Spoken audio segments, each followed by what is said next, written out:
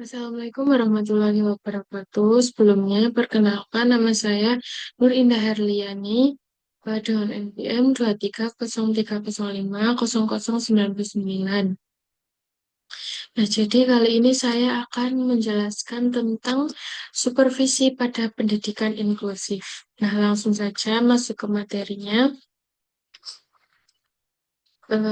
Yang pertama yaitu esensi supervisi dalam pendidikan inklusif.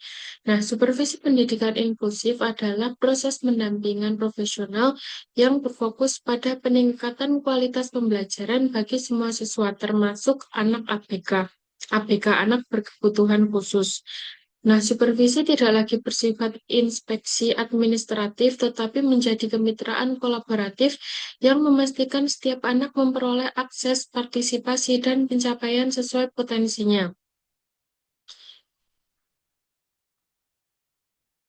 Nah, landasan filosofisnya mencangkup prinsip equity, access, participation, dan achievement. Nah, apa itu equity? Equity atau keadilan yang menekankan pada pemberian dukungan yang sesuai kebutuhan, bukan perlakuan yang sama rata. Yang kedua ada akses. Akses memastikan tidak ada hambatan fisik, sosial, maupun akademik. Yang ketiga, participation atau partisipasi.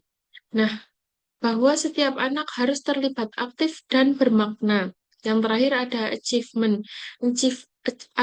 Achievement yaitu pencapaian. Berarti bahwa semua anak diharapkan mencapai perkembangan optimal sesuai potensinya. Nah, landasan ini didukung oleh regulasi seperti UUD 1945, UU, UU nomor 8 2016, dan Permendikbud nomor 13 2020. Yang selanjutnya ada kompeten, kompetensi supervisor pendidikan inklusif. Nah, yang pertama ada pedagogik inklusif. Ini termasuk pemahaman kebutuhan beragam disabilitas, penerapan differentiated instruction, UDL, dan modifikasi kurikulum.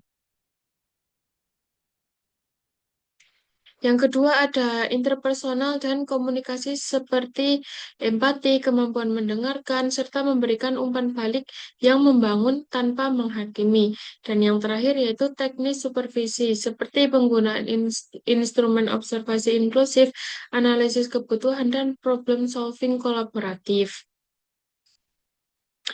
Yang selanjutnya yaitu model dan teknik supervisi yang efektif.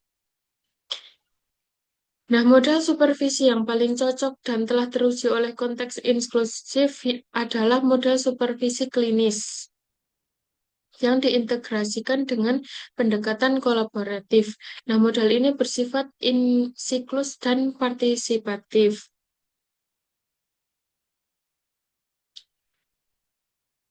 Nah, tahapannya yaitu yang pertama ada pre-conference, yaitu diskusi rencana pembelajaran dan fokus observasi. Yang kedua adalah observasi kelas, dilakukan dengan supervisor mengamati interaksi guru dan siswa secara inklusif. Yang ketiga yaitu post-conference, yaitu dilakukan dengan dialog reflektif untuk apresiasi, analisis, dan rencana tindak lanjut. Nah, selain model klinis, pendekatan kolaboratif lainnya sangat dianjurkan. Supervisi sejawat memungkinkan guru saling mengobservasi dan berbagi strategi praktis mengatasi tantangan di kelas inklusif. Supervisi kelompok seperti dalam format lesson study inklusif, di mana sekelompok guru bersama-sama merancang, mengobservasi, dan merefleksikan satu pembelajaran. Sangat ampuh untuk membangun pengetahuan kolektif. Nah, sementara konsultasi individual dapat menjadi ruang aman bagi guru untuk membahas masalah spesifik yang mungkin lebih sensitif.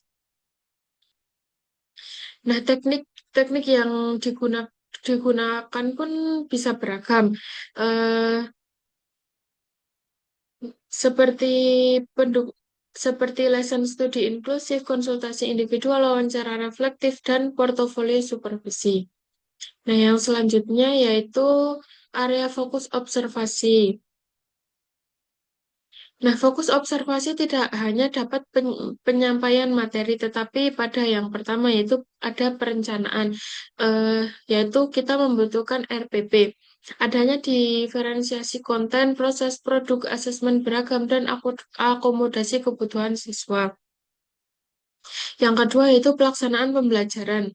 Iklim kelas yang hangat, strategi multimodal, scaffolding, manajemen kelas inklusif, dan penggunaan media aksesibel. Yang ketiga yaitu asesmen dan evaluasi. Supervisor, supervisor mencetak variasi teknik asesmen selain tes. Apakah selain tes bisa menggunakan tambahan waktu untuk siswa disleksia dengan bisa juga dengan bantuan scribe atau penulis untuk siswa yang cerebral palsy atau ruang yang tenang untuk siswa yang mudah terindikasi.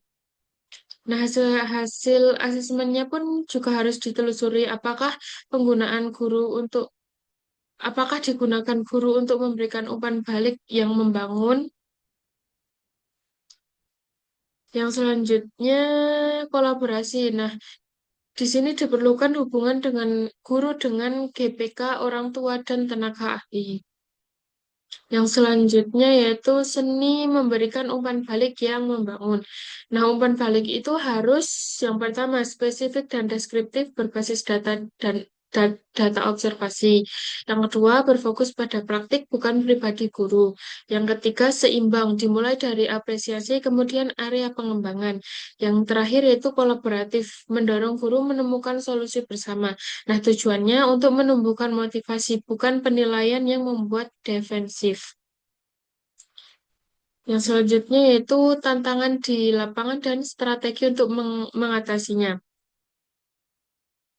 Nah, setiap hal pasti ada tantangannya, yaitu tantangan yang dapat terjadi di sini yaitu beragamnya kebutuhan siswa, keterbatasan sarana, mindset guru, hingga beban administratif.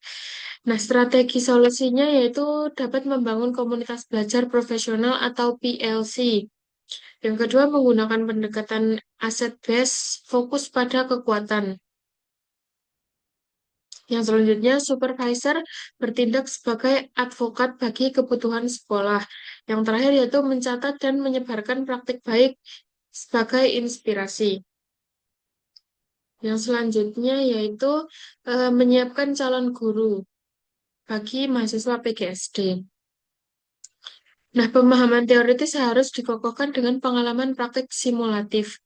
Beberapa aktivitas efektif yaitu menganalisis video pembelajaran inklusif, penyusunan instrumen observasi inklusif, role-playing konferensi supervisi, dan penyusunan RPP terdiferensiasi untuk kelas yang beragam. Nah, latihan-latihan ini dapat menanamkan keterampilan komunikasi, observasi, dan desain pembelajaran inklusif. Nah, yang terakhir yaitu etika dan komitmen berkelanjutan.